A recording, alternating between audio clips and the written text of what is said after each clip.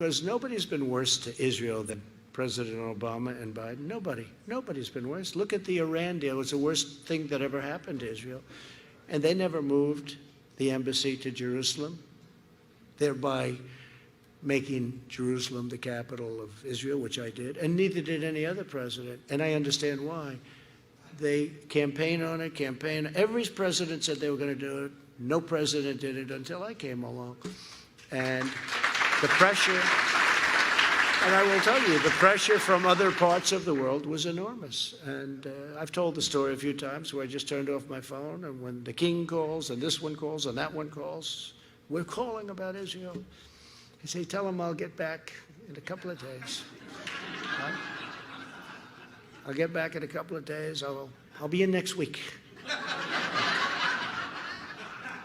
Kings and queens and prime ministers, and presidents and dictators, everybody was calling. Don't do it, don't do it. It'll be bloodshed all over the Middle East. Look what we just did, right? With United Arab Emirates and Israel. And now others will follow. And we couldn't have done that if we had the deal with Iran. But they said, don't do it with Israel, don't do it. And I didn't take their call, and I did it. Had a ceremony, it was fine. Nothing happened. Remember, the world was going to blow up. This will be the end of the world. So I held my breath and I did it. And you know what happened? Nothing. Except we did something that should have been done many, many decades ago.